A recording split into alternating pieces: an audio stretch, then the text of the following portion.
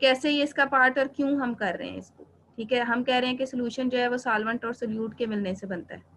ठीक है, तो आपका जो सॉल्वेंट होता है ना एक्चुअली, उस जिसको आपने कहा है कि वो सॉलिड भी हो सकता है, लिक्विड भी हो सकता है, गैस भी हो सकता है। ठीक है, पॉसिबिलिटीज तो तीनों है, लेकिन मोस्टली आपका सॉल्वेंट लिक्विड ही होता है, या मोस्टली आप जो सोल्यूशन जी स्टडी मैम आ करते गई है हैं, समझ। ठीक है, जो मोस्टली आपका सोल्यूशन होता है ना वो लिक्विड ही होता है। और मोस्टली आप लैब के अंदर जो एक्सपेरिमेंटेशन करते हैं उसके अंदर भी लिक्विड ही होता है आपका सॉल्वेंट, और जो लिक्विड होता है वो ओवरऑल सोल्यूशन की कंपोजिशन में बड़ा इंपॉर्टेंट रोल प्ले करता है। इसलिए हम क्या करते हैं कि इस लिक्विड सॉल्वेंट की कुछ जनरल प्रॉपर्टीज जो है वो स्टडी करते हैं। उसके लिए हमने ये टॉपिक डिसाइड किया है कौन सा, कि हमें लिक्विड्स की कुछ जनरल कैरेक्टरिस्टिक्स पता होनी चाहिए ताकि हम सॉल्यूशन की प्रॉपर्टीज को एक्सेस कर सकें on the base of liquid. Clear? Yes ma'am. इसमें भी मैं कोशिश करूंगी कि कुछ जनरल कॉन्सेप्ट्स हों, आपके लिए ज़्यादा कोई कॉम्प्लिकेटेड चीज़ ना हो, रिवाइज हो जाए आपके लिए। ठीक है, तो ये तो आपको क्लियर हो गया कि हम क्यों कर रहे हैं, क्योंकि लिक्विड जो है वो एक इम्पॉर्टेंट सॉल्वेंट है। ठीक है, तो इसकी हम करेक्टरिस्टिक्स को चेक कर रहे हैं जो कि किसी भी और नेचर के जो है वो सोल्यूट को अपने अंदर डिसॉल्व कर सकता है। तो लिक्विड को जब हम एज सॉल्वेंट स्टडी करते हैं, ठीक है, एज मोस्ट इम्पॉर्टेंट सॉल्वेंट, जैसे आप वाटर कहते हैं कि एक लिक्विड सॉल्वेंट है जो यूनिवर्सल सॉल्वेंट है जिसके पास बहुत सारी प्रॉपर्टीज़ हैं, तो हम जो है वो आप क्या करते हैं कि उस लिक्विड की प्रॉपर्टीज को अंडरस्टैंड करने की कोशिश करते हैं। अब लिक्विड की जो प्रॉपर्टीज आपने स्टडी करनी है उसमें सरफेस टेंशन है, विस्कोसिटी है और रिफ्रैक्टिव इंडेक्स है। आज आपने सिर्फ सरफेस टेंशन पढ़ना है। अच्छा, ये दोनों फिनोमेना जरा मुझे देख के बताएं कि ये क्या चीज है।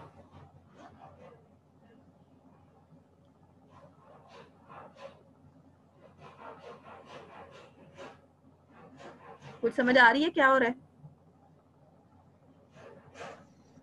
जी वो उसके जहाँ पे वो पानी से ज्वाइन कर रहा है उसमें वो रिफ्लेक्शन पैदा हो रही है, वो उस जगह से मुड़ रहा है। रिफ्रैक्शन भी आप कह सकते हैं। असल में आप ये देखें कि ये एक पिन है, ठीक है, पिन को पानी के ऊपर फेंका है तो वो अभी डूबने के बजाय उसकी सरफेस के ऊपर स्टिक हो गई है। जी और उसमें यहाँ, हाँ जी, वो और बेंड हो गया थोड़ा। वो आपको उसका इमेज बैंड हुआ नजर आ रहा है, लेकिन असल में जो पिन है वो इसकी सरफेस के ऊपर स्टिक हुई है। एक इंसेक्ट है वो लिक्विड की सरफेस के ऊपर क्रॉल कर रहा है, हालांकि उसको डूब जाना चाहिए, लेकिन वो सरफेस के ऊपर चल रहा है। ये जी दो, मैम सरफेस टेंशन की वजह से। ये दोनों जो फिनोमिनल्स हैं ये सरफेस टेंशन की वजह से। अब हम अंडरस्टैंड करते हैं कि ये सरफेस टेंशन क्या है। ठीक है, एक पिन जो है वो सरफेस ऑफ वाटर के ऊपर जो है वो स्टिक कर सकती है, एक इंसेक्ट जो है वो सरफेस ऑफ वाटर के ऊपर क्रॉल कर सकता है instead of drowning in it. ठीक है, कैसे हो जाता है ये? अब अगर मैं पिन जो सरफेस ऑफ वाटर के ऊपर स्टिक कर गई है या क्रॉलिंग को ऑब्जर्व करूँ, ये सरफेस टेंशन की वजह से है। सरफेस टेंशन क्या है? सपोज आपके पास एक कंटेनर के अंदर ये लिक्विड मौजूद है। ठीक है, कंटेनर के अंदर मैंने क्या किया, कुछ लिक्विड जो है वो ऐड कर दिया। अब एक तो लिक्विड का इंटीरियर है, यानी ये अंदर वाला पार्ट। ठीक है, एक लिक्विड का इंटीरियर है, अंदर वाला पार्ट। अंदर वाले पार्ट में क्या हो रहा है कि जितने भी लिक्विड मॉलिक्यूल्स हैं वो अपने जैसे और लिक्विड मॉलिक्यूल्स के अंदर घिरे हुए हैं, ऐसे ही है। Yes ma'am. इंटीरियर पार्ट में हर लिक्विड मॉलिक्यूल अपने जैसे और मॉलिक्यूल्स के अंदर घिरा हुआ है। ठीक है, अब अगर मैं इस सेंट्रल मॉलिक्यूल के ऊपर लगने वाली फोर्स ऑब्जर्व करती हूँ, असल में हर मॉलिक्यूल क्योंकि इस तरह मॉलिक्यूल्स के अंदर घिरा हुआ है, इसका मतलब है कि ये जितने मॉलिक्यूल्स आपको नजर आ रहे हैं जिनको मैंने डिपिक्ट नहीं किया, उनके भी आगे पीछे दाएं बाएं ऊपर नीचे इसी तरह से मॉलिक्यूल्स मौजूद। अब अगर इसके ऊपर मैं नेट फोर्स, इस मॉलिक्यूल के ऊपर लगने वाली टोटल फोर्स कैलकुलेट करना चाहती हूँ, तो मैं क्या करती हूँ कि इसके ऊपर लगने वाली जो ऊपर और नीचे वाली फोर्सेज हैं उनको दो पार्ट्स में डिवाइड कर देती हूँ। ठीक है, ये लाइन मैंने लगा के इनको दो पार्ट्स के अंदर डिवाइड कर दिया। ठीक है, अब क्या हुआ, ये अगर आप ऑब्जर्व करें तो इस मॉलिक्यूल के ऊपर कुछ फोर्सेज लग रही हैं और कुछ फोर्सेज इसके नीचे लग रही हैं, ऐसे ही है। अपवर्ड जी फोर्सेज मैम। भी हैं और डाउनवर्ड फोर्सेज भी हैं। अब क्या है कि अगर मैं टोटल फोर्स निकालना चाहती हूँ तो मुझे अपवर्ड और डाउनवर्ड फोर्सेज को सम करना पड़ेगा। अगर मैं नेट फोर्स कैलकुलेट करती हूँ तो अपवर्ड फोर्सेज और डाउनवर्ड फोर्सेज एक दूसरे को कैंसिल कर रही हैं क्योंकि दोनों की मैग्नीट्यूड इक्वल है और डायरेक्शन अपोजिट है, ऐसे ही है। Yes ma'am. तो नेट फोर्स जी इस मैम। सिंगल मॉलिक्यूल के ऊपर जीरो लग रही है। इंटीरियर में जितने भी मॉलिक्यूल्स हैं उनके ऊपर नेट फोर्स जीरो लगेगी, इसका मतलब है वो इक्विलिब्रियम में होंगे। जो आपने फिजिक्स में first condition of equilibrium, second condition of equilibrium पढ़ी है कि अगर ये सेटिस्फाइड हो तो बॉडी या तो रेस्ट पे होती है या यूनिफॉर्म स्पीड के साथ मूव करती है। इसका मतलब है कि ये मॉलिक्यूल या तो रेस्ट पे होगा या यूनिफॉर्म स्पीड के साथ मूव कर रहा होगा। ये इक्विलिब्रियम में है, नेट फोर्स इसके ऊपर 0 है इंटीरियर के अंदर। अब हम क्या करते हैं कि एक्सटीरियर ले लेते हैं। एक्सटीरियर कौन सा पार्ट है आपके पास लिक्विड का, ठीक है, जहां पे जो वाटर मॉलिक्यूल है उसकी हर तरफ उस जैसे मॉलिक्यूल नहीं है। जैसे ये वाला अगर आप मॉलिक्यूल लें जो सरफेस के ऊपर है, इसको एक्सटीरियर को सरफेस भी कहते हैं, या लिक्विड का वो पार्ट जो directly in contact with air है, ठीक है। यहाँ पे ये वाला जो मॉलिक्यूल है इसके नीचे तो इस तरह के वाटर मॉलिक्यूल्स होंगे लेकिन ऊपर एयर मॉलिक्यूल्स ऐसे ही है। नीचे तो वाटर मॉलिक्यूल्स मौजूद हैं, ठीक है, डाउनवर्ड फोर्स तो जी मौजूद मैम। है, लेकिन अपवर्ड में एयर मॉलिक्यूल्स हैं। इसका मतलब है इसके हर तरफ इस जैसे मॉलिक्यूल्स नहीं है, ठीक है। तो अब क्या है कि डाउनवर्ड तो इसको ये मॉलिक्यूल्स अट्रैक्ट कर रहे हैं हर तरफ से, ठीक है, लेकिन इसके ऊपर अपवर्ड कोई फोर्स मौजूद नहीं है, ठीक है, नील अपवर्ड फोर्स है इसके ऊपर।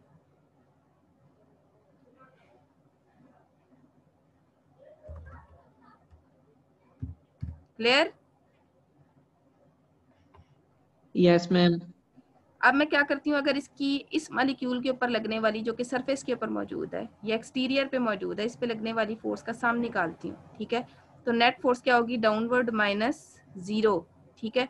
तो टोटल फोर्स क्या है, वही है जो इसको डाउनवर्ड अट्रैक्ट करिए। ये वो बात है कि जो पीछे आपने देखा उसमें क्या हुआ था कि आपके पास जो मॉलिक्यूल था, ठीक है, ये आप समझे जैसे वो टग ऑफ वार होती है ना, रस्सा कशी का मुकाबला, एक तरफ भी 5 बंदे रस्से को खींच रहे हैं, दूसरी तरफ भी 5 खींच रहे हैं, तो दरमियान में जो रस्सा है वो रेस्ट पे है, ठीक है, एक स्ट्रेस की कंडीशन में, ऐसे ही है, ठीक है। अब क्योंकि दोनों एक साइड से इक्वल फोर्स लग रही है तो रस्सा किसी भी एक पार्टी की तरफ नहीं जा रहा, ठीक है, किसी भी एक की फेवर में नहीं जा रहा।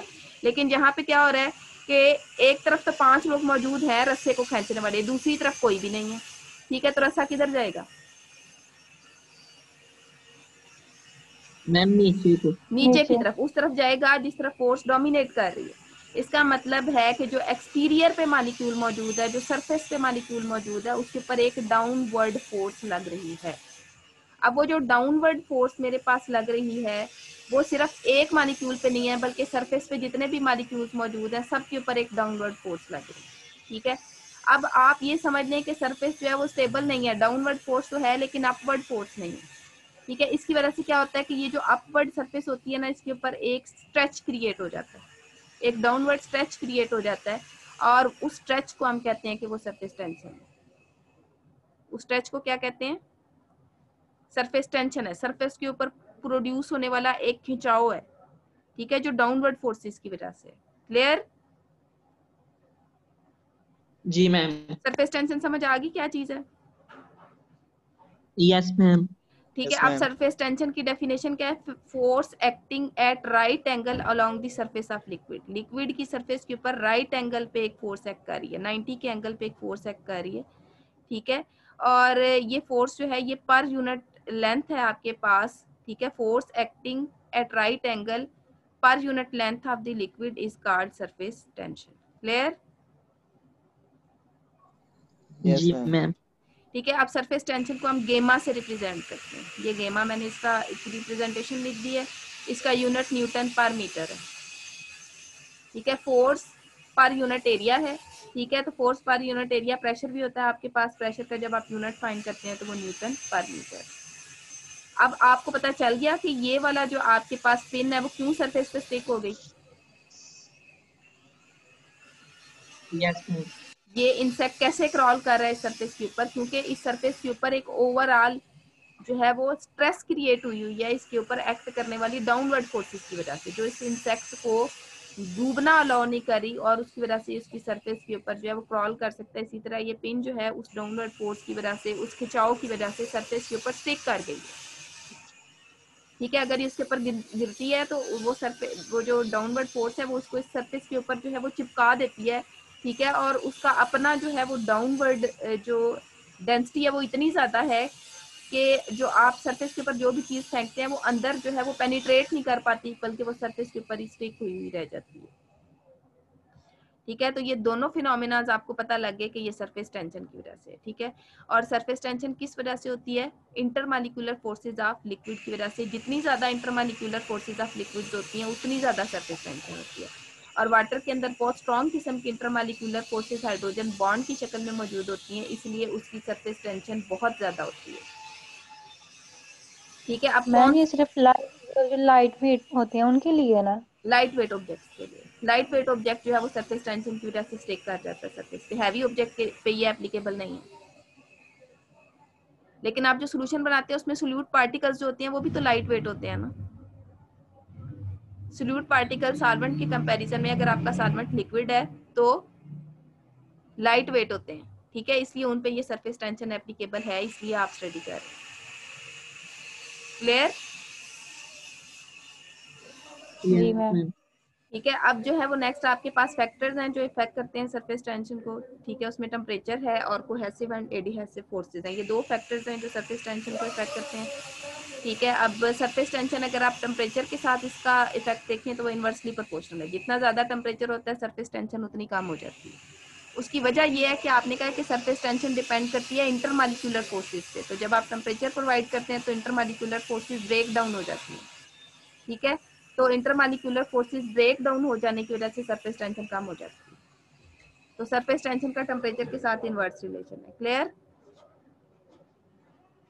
Yes ma'am. Yes, ma'am. ठीक है। अब कंक्लूजन आपका क्या है कि higher the temperature lower the surface tension, ठीक है, and lower the temperature higher the surface tension. Clear? Yes, ma'am. Yes, ma'am. Next आपके पास है कोहेसिव एंड एडिहेसिव फोर्सेस। पहले आप ये डिसाइड करेंगे कि ये हैं क्या। एक बस आपने फिलहाल इनके लिए ये याद रखना है कि ये कैपिलरी एक्शन क्रिएट करती हैं, यानी किसी भी ग्लास ट्यूब के अंदर वाटर का जो राइज होता है उसको कंट्रोल करती हैं, ठीक है। पहले हम देख लेते हैं कैपिलरी एक्शन क्या है। सपोज आपके पास एक लिक्विड के अंदर कंटेनर मौजूद है, ऊपर आपने एक ग्लास ट्यूब रख दी जिसको मैं कह रही हूँ कि ये कैपिलरी ट्यूब है, ठीक है। अब क्या होगा कि लिक्विड जो होगा वो राइज करेगा, इस मूव करेगा इस ट्यूब के अंदर,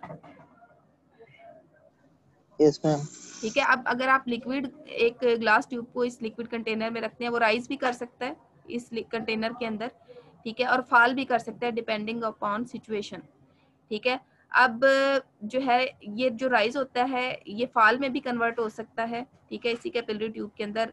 लेकिन राइज है या फॉल है वो सरफेस टेंशन की वजह से होगा, वो राइज होगा या फॉल होगा, ठीक है। वो कैसे आप डिसाइड करेंगे? With the help of two forces. वो कौन सी दो फोर्सेस हैं जो राइज या फॉल को डिसाइड करेंगी? एक कोहेसिव फोर्स है, ठीक है, और एक है एडिहेसिव फोर्स। आपको कोहेसिव एंड एडिहेसिव फोर्सेस का पता है क्या होती है?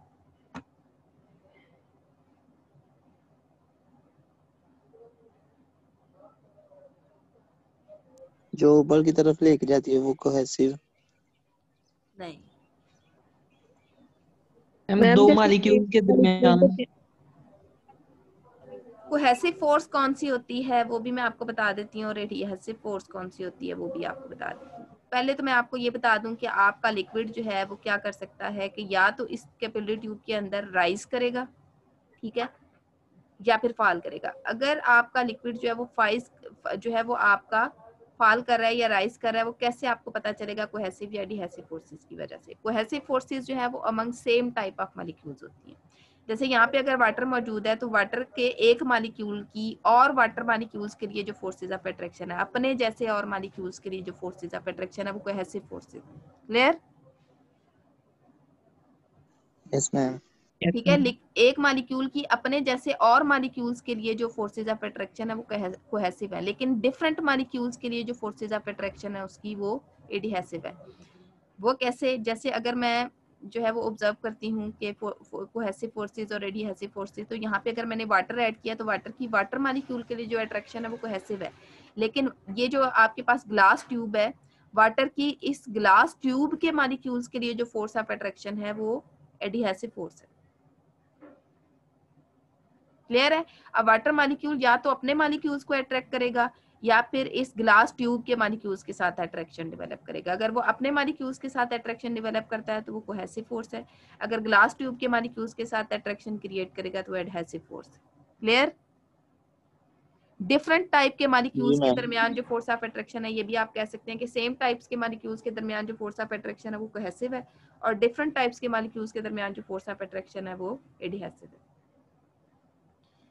ठीक है, अब यहाँ पे जो है वो मैंने कोहेसिव फोर्स जो है वो लिखी है, force of attraction among water molecules, और एडहेसिव फोर्स है force of attraction among water molecules and molecules of capillary tube. अब अगर मेरे पास एडहेसिव फोर्सेस ग्रेटर हैं देन कोहेसिव, ठीक है, तो ये जो आपके पास ग्लास ट्यूब है ये यहाँ से वाटर मॉलिक्यूल्स को अट्रैक्ट करेगा और वाटर मॉलिक्यूल्स अपनी वीक कोहेसिव फोर्सेस को लीव करते हुए इसकी सरफेस के ऊपर चढ़ना शुरू हो जाएंगे।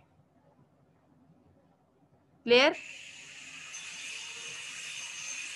Yes ma'am. एडहेसिव फोर्सेस ज्यादा हैं तो क्या होगा कि डिफरेंट मॉलिक्यूल्स की फोर्स ऑफ अट्रैक्शन ज्यादा है। वाटर मॉलिक्यूल्स की इस कैपिलरी ट्यूब के लिए जो है वो फोर्स ऑफ अट्रैक्शन ज्यादा है तो वो इसके ऊपर चढ़ना शुरू हो जाएगा। और जब ये लिक्विड राइज करेगा एडहेसिव फोर्सेस ज्यादा होने की वजह से इस ट्यूब के अंदर, ठीक है, तब क्या होगा, आपके पास जो लिक्विड होगा वो इस ट्यूब की इंटरनल सरफेस को वेट कर देगा, ठीक है, गीला कर देगा इसकी इंटरनल सरफेस को, ठीक है। और दूसरा केस आपके पास क्या है कि अगर मेरे पास एडहेसिव फोर्सेस कम है और कोहेसिव फोर्सेस ज्यादा है, ठीक है, उसमें केस में मेरे पास क्या होगा कि लिक्विड जो है वो राइज नहीं करेगा कैपिलरी के अंदर, क्योंकि जिस लिक्विड ने इस ग्लास सरफेस को पकड़ के ऊपर चढ़ना था वो अपने मॉलिक्यूल्स को ज्यादा अट्रैक्ट कर रहा है, ठीक है, तो वो क्या करेगा, वो राइज नहीं करेगा, वो फॉल करेगा और लिक्विड जो है वो इस ट्यूब की सरफेस को वेट नहीं करेगा। अब मेरे पास दो कंडीशंस आ गई हैं कि या तो कैपिलरी राइज होगा या फिर कैपिलरी फॉल होगा। दो कंटेनर मैंने ले लिए, ठीक है, कैपिलरी राइज यहाँ पे ऑब्जर्व किया, कैपिलरी फॉल यहाँ पे ऑब्जर्व किया। अगर राइज होगा तो क्या होगा कि इधर किनारों से लिक्विड ऊपर ऊपर चढ़ना शुरू होगा, जैसे यहाँ पे मैंने आपको थोड़ा सा राइज शो किया, नजर आ रहा है कि किनारों से लिक्विड थोड़ा थोड़ा ऊपर चढ़ने की कोशिश कर रहा है ज्यादा एडहेसिव फोर्सेस होने की वजह से, और यहाँ से किनारों से लिक्विड जो है वो नीचे की तरफ आने की कोशिश कर रहा है। समझ आ रही है बात की?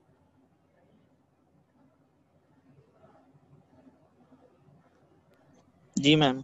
ठीक है, तो अब आपने क्या करना है कि कैपिलरी राइज और कैपिलरी फॉल जो है इन दोनों का आपने एक जनरल व्यू जो है वो लेना है। कैसे कि यहाँ पे देखें लिक्विड जो है वो थोड़ा सा कैपिलरी ट्यूब की सरफेस के ऊपर चढ़ने की कोशिश कर रहा है और यहाँ पे थोड़ा सा फॉल करने की कोशिश कर रहा है। ये कैपिलरी राइज है, ये कैपिलरी फॉल है। ये कब होता है? जब वाटर होता है। वाटर होता है तो वाटर की जो कोहेसिव फोर्सेस हैं वो कम है कैपिलरी ट्यूब के अंदर और एडहेसिव फोर्सेस ज्यादा है, तो वो लिक्विड की सरफेस के ऊपर चढ़ने की कोशिश करता है। मरकरी की जो है वो कोहेसिव फोर्सेस ज्यादा है तो वो नीचे की तरफ जाने की कोशिश करता है, ऊपर आने के बजाय अपने जैसे और लिक्विड के लिए ज्यादा फोर्सेस ऑफ अट्रैक्शन क्रिएट करके उनके साथ मर्ज हो जाना चाहता है। अब क्या होगा, मेरे पास एडहेसिव फोर्स जो है वो यहाँ पे कैपिलरी राइज के केस में ज्यादा है एज कम्पेयर टू कोहेसिव, ठीक है, और कैपिलरी फॉल के केस में एडहेसिव फोर्सेस जो है वो आपके पास क्या होनी चाहिए, एक में अगर कम है तो दूसरी में क्या होंगी? ज्यादा। ज्यादा। यहाँ पे कोहेसिव फोर्सेस ज्यादा है, ठीक है। अब जो है वो नेक्स्ट अगर आप इसी को ऑब्जर्व करते हैं, ठीक है, तो लिक्विड जो है वो सरफेस ऑफ कैपिलरी को वेट करेगा और यहाँ पे वेट नहीं करेगा क्योंकि वो नीचे आना चाहता है, यहाँ पे ऊपर जाना चाहता है, ठीक है। यहाँ पे अगर आप इस मनिस्कस की ये जो ऊपर वाली लेयर होती है ना जो कैपिलरी के अंदर बनती है, इसको कहते हैं मनिस्कस। इस मनिस्कस की शेप ऑब्जर्व करें तो वो जो आपने कन्वेक्स और कनकेव मिरर्स पढ़े हुए हैं, याद है फिजिक्स में? Yes ma'am. तो यस मैम। इसके मनिस्कस की या अपर सरफेस की शेप आपको कनकेव सी फील हो रही है, दरमियान में से थिन है और बाहर से जो है वो थिक है, और यहाँ पे कन्वेक्स है, दरमियान से थिक है और बाहर से थिन है। यहाँ पे आपके पास कनकेव मनिस्कस बनेगा और यहाँ पे कन्वेक्स मनिस्कस बनेगा। क्लियर? जी मैम। ठीक है, अब ये आपके पास आ गया कनकेव मनिस्कस और ये साथ में आ गया कन्वेक्स मनिस्कस। उसके बाद अगर मैं कॉन्टैक्ट एंगल रिप्रेजेंट करती हूँ, यहाँ पे मैं एक नॉर्मल ड्रा करूँ, इस सरफेस का जो है एंगल बनाऊं, तो ये एंगल 90 से ग्रेटर है स्मॉलर है? स्मॉलर है। स्मॉलर है। अगर कॉन्टैक्ट एंगल 90 से स्मॉलर होगा तो कैपिलरी राइज होगा, ठीक है, और अगर 90 से ये लार्जर होगा तो कैपिलरी फॉल होगा। क्लियर? ये मेरे पास कैपिलरी राइज और कैपिलरी फॉल का एक कंपैरिजन मौजूद है आपके लिए। इन सारे पॉइंट्स की समझ आ गई? मैम एंगल की समझ नहीं आई। एंगल आपने देखना है कि ये जो सरफेस है ना, ये सरफेस, ठीक है, जहाँ पे ये आपका मनिस्कस बन रहा है, ये मनिस्कस आपकी कैपिलरी के साथ क्या एंगल बना रहा है? ठीक है, यहाँ पे आपने ये रेड लाइन जो है ये एक नॉर्मल है, ताकि आपको थोड़ा सा अंदाजा हो जाए कि 90 से एंगल का कितना डिफरेंस है। अगर ये रेड लाइन आप ऑब्जर्व करें तो ये एग्जैक्टली 90 के एंगल पे। अब ये जो ब्लू लाइन है ये आपके एक्चुअल एंगल को रिप्रेजेंट कर रही है। देखें, अगर इतना एंगल है, मैंने यहाँ से लेके यहाँ तक एक स्ट्रेट लाइन ड्रॉ करनी है जो आपकी सरफेस को भी टच करे और इस नॉर्मल को भी टच करे। कर रही है दोनों को टच? यस। ठीक है, अब मैंने एंगल को ऑब्जर्व किया तो अगर ये यहाँ तक पूरा एंगल होता ना फिर 90 का होना था, अब ये 90 से कम है। इसको हम कहते हैं कॉन्टैक्ट एंगल के। मेनिस्कस जो है वो आपकी कैपिलरी ट्यूब के साथ क्या एंगल बना रहा है, अगर वो एंगल, ठीक है, जहां पे आपका मेनिस्कस आपकी कैपिलरी ट्यूब को टच कर रहा है, कॉन्टैक्ट कर रहा है, वो स्मॉलर देन 90 है तो कैपिलरी राइज होगा, ग्रेटर देन 90 है तो कैपिलरी फॉल होगा। क्लियर? Yes ma'am. ठीक है, अब ये देखें आपके पास कैपिलरी राइज की एक बड़ी कॉमन एग्जांपल है ट्रांसपायरेशन पोल के अंदर। ट्रांसपायरेशन पोल में क्या होता है कि जाइलम और फ्लोएम के थ्रू आपको पता है कि वाटर एंड फूड इंग्रेडिएंट्स जो हैं वो कैपिलरी एक्शन की वजह से, कैपिलरी राइज की वजह से राइज करते हुए प्लांट के हर हिस्से तक पहुंचते हैं। रूट से जाइलम और फ्लोएम जो है वो सॉइल के अंदर से वाटर को एब्जॉर्ब करके कैपिलरी एक्शन के थ्रू जो है वो प्लांट के हर हिस्से में पहुंचाते हैं। क्लियर? Yes ma'am. जी ठीक है, उसके बाद आपने इस सरफेस टेंशन को मेजर कैसे करना है, इसके लिए दो मेथड है, कैपिलरी राइज और एक ड्रॉप नंबर मेथड। ठीक है, टेस्ट लिक्विड आपने लिया, सपोज ये आपका वो लिक्विड है जिसकी आप सरफेस टेंशन फाइंड करना चाहते हैं। फिर आप क्या करेंगे, इसके ऊपर आपने ये कैपिलरी ट्यूब रख दी जिसका रेडियस आर था। ठीक है, फिर आपने क्या किया है, आपने देखा कि जब आपने ये कैपिलरी ट्यूब रखी है तो ये लिक्विड एक सर्टेन हाइट एच तक जो है वो ऊपर चढ़ गया। ठीक है, कैपिलरी राइज हुआ और लिक्विड जो है वो हाइट एच तक ऊपर चढ़ गया। उसके बाद आपने क्या किया है, यहाँ पे कॉन्टैक्ट एंगल बनाया, वो थीटा था। ठीक है, उसके बाद आपने क्या किया कि यहाँ पे जब इस सरफेस का जो है वो आपने एरिया फाइंड किया तो वो गेमा कॉस थीटा है। वो आपको याद होगा कि जब राइट एंगल ट्राइंगल बनती है तो जो हॉरिजॉन्टल पार्ट होता है उसको आप कॉस थीटा से और जो वर्टिकल पार्ट होता है आप उसको साइन थीटा से रिप्रेजेंट करते हैं। तो ये जो आपके पास कॉन्टैक्ट एंगल है उसके रिस्पेक्ट से अगर आप इस सरफेस का जो है वो एंगल चेक करते हैं यहाँ पे तो वो हॉरिजॉन्टल पार्ट है, इसलिए वो गेमा कॉस थीटा है। सरफेस टेंशन की वजह से ऊपर चढ़ा है और सरफेस टेंशन के हॉरिजॉन्टल पार्ट की वजह से, इस हॉरिजॉन्टल पार्ट से ऊपर की तरफ चढ़ा है। मेनिस्कस भी हॉरिजॉन्टल है इसलिए ये गेमा कॉस थीटा हो गया। अब अगर आप इस एरिया, इस सिलेंडर का एरिया ऑब्जर्व करते हैं, इस कैपिलरी ट्यूब का यहाँ पे एरिया ऑब्जर्व करते हैं तो वो उसके लिए आपके पास ज्योमेट्री में फार्मूला है 2πr, जिसमें r जो है वो इसका रेडियस है। ठीक है, अब एक अपवर्ड फोर्स है जो इस लिक्विड को ऊपर की तरफ लेके गई है, और वो कौन सी फोर्स थी जो उसको ऊपर लेके गई है? एडहेसिव। एडहेसिव। और एडहेसिव। एडहेसिव की वजह से क्या प्रोड्यूस हुआ है, आपकी सरफेस टेंशन। सरफेस टेंशन की फोर्स है जो इसको ऊपर लेके गई है। कैपिलरी राइज भी या एडहेसिव फोर्स भी सरफेस टेंशन की वजह से थी। कैपिलरी राइज सरफेस टेंशन है। क्लियर? जी मैम। तो अगर आपसे कहा जाए कि लिक्विड जो है वो किसी सरफेस के ऊपर चढ़ गया है तो वो सरफेस टेंशन की वजह से चढ़ जाता है, या सरफेस के ऊपर स्ट्रेच है तो वो सरफेस टेंशन की वजह से। ठीक है, अब क्या होगा कि आपके पास एक अपवर्ड फोर्स है, ठीक है, जिसके लिए आपके पास फार्मूला है area of capillary tube into गेमा कॉस थीटा। ठीक है, एरिया आपके पास जो है वो 2πr और ये गेमा कॉस थीटा, ये अपवर्ड फोर्स आ गई है आपके पास। अब अपवर्ड फोर्स है तो डेफिनेटली हर एक्शन का एक रिएक्शन होता है, तो डाउनवर्ड फोर्स भी होगी कोई। ठीक है, डाउनवर्ड फोर्स अब अगर आप चेक करते हैं कौन सी है, ठीक है, तो ये अपवर्ड फोर्स थी। डाउनवर्ड फोर्स जो है वो क्या होगी, GHD इंटू πr²। ये इसका एरिया है आपके पास, आपने जो नीचे ट्रफ रखा हुआ है उसका, और ये जो GHD है ये आपने लिक्विड जो पढ़े होंगे फर्स्ट ईयर की फिजिक्स के अंदर एक बर्नौली इक्वेशन है जिसमें ρGH का फार्मूला दिया हुआ है। ρGH याद है? Yes ma'am. ये डाउनवर्ड फोर्स के लिए आपने वो बर्नौली इक्वेशन यूज की है, बर्नौली इक्वेशन इनटू एरिया। अब आपने फाइंड क्या करना है, ये वाला गेमा। ठीक है, सरफेस टेंशन फाइंड करनी थी, सरफेस टेंशन को हम गेमा से रिप्रेजेंट करते हैं। अब गेमा का फार्मूला यहाँ से मेरे पास क्या आ गया, गेमा को मैंने इधर ही रहने दिया, ये बाकी टर्म जो मल्टीप्लाई हो रही थी इधर आके डिवाइड होगी। अब अगर मैं इसकी सिंप्लीफिकेशन करूँ, ठीक है, तो क्या हो सकता है कि ये r² है, ये r है, एक r² से कैंसिल हो गया। ठीक है, ये पाई पाई से कैंसिल हो गया। मेरे पास फार्मूला आ गया गेमा का GHD r/2 cos थीटा। इसमें g क्या है, अब मेरे पास और गेमा क्या है, गेमा मेरे पास सरफेस टेंशन, एच जो है वो हाइट ऑफ लिक्विड है जितना वो कैपिलरी में राइज किया, D density of liquid, R radius of capillary tube.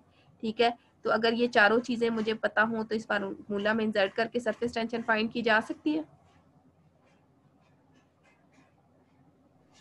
Yes ma'am. Yes, ये आपके पास जो है वो कैपिलरी राइज मेथड है सरफेस टेंशन को फाइंड करने के लिए। सेकंड है ड्रॉप नंबर मेथड, ये शायद आपको प्रैक्टिकल सर उस्मान ने करवाया हो, प्रैक्टिकल करवाया लैब में यस मैम। स्टेगलेग्मोमीटर के साथ। जी मैम। ठीक है, जी जिसमें आप मैम क्या करते करवाया थे, स्टेगलेग्मोमीटर लेते हैं जिसमें एक बल्ब होता है जिसके साथ दो कैपिलरी ट्यूब्स जो होती हैं वो मर्ज हुई हुई होती है। ठीक है, उसके ऊपर दो पॉइंट्स बने होते हैं ए और बी।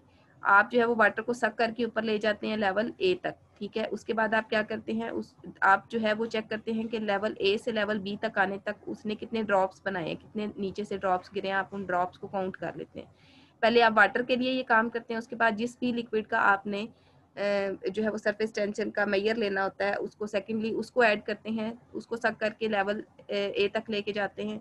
ठीक है, वाटर के लिए तो जो आपके पास नंबर ऑफ ड्रॉप्स है वो NW थे, और जो सेकंड टेस्ट लिक्विड है जब उसको सक करके नीचे ले जाते हैं उसके लिए नंबर ऑफ ड्रॉप्स काउंट करते हैं वो NL है। ठीक है, फिर आपके पास जो है वो डेंसिटी ऑफ वाटर लिटरेचर में अवेलेबल है, जिस लिक्विड की टेस्ट लिक्विड की आपने डेंसिटी लेनी होती है वो भी आप लिटरेचर से ले लेते हैं। फार्मूला गेमा का क्या है, gamma L liquid test liquid की surface tension is equal to DL by DW NW by NL into gamma W। ये डेंसिटी ऑफ लिक्विड है जिसकी आप सरफेस टेंशन फाइंड करना चाहते हैं, ये वाटर की डेंसिटी है। Number of drops of water, number of drops of liquid जिसकी आप जो है वो सरफेस टेंशन फाइंड करना चाहते हैं, और गेमा W। अच्छा, जो सरफेस टेंशन ऑफ वाटर है वो 1 होती है, वो 1 है। D1 और D2 आपको, DW आपको लिटरेचर में अवेलेबल है। जो आपने काउंट करने हैं वो सिर्फ number of drops of water and number of drops of liquid calculate करने हैं। ठीक है, इस फार्मूला में इंसर्ट करेंगे, आपके पास जो है वो टेस्ट लिक्विड की सरफेस टेंशन आ जाएगी। क्लियर? Yes ma'am. ये आपने प्रैक्टिकल अगर किया हुआ है तो फिर तो आपके लिए बहुत आसान हो जाएगा। किया हुआ है ना? जी मैम किया हुआ प्रैक्टिकल। ठीक है, ये आपके पास सेकंड मेथड था सरफेस टेंशन को फाइंड करने का। तो ये आपके पास जो है वो फर्स्ट कैरेक्टरिस्टिक थी लिक्विड की, ठीक है, जो आपने फाइंड करनी थी। बाकी जो है वो हम नेक्स्ट लेक्चर में पढ़ेंगे। क्लियर?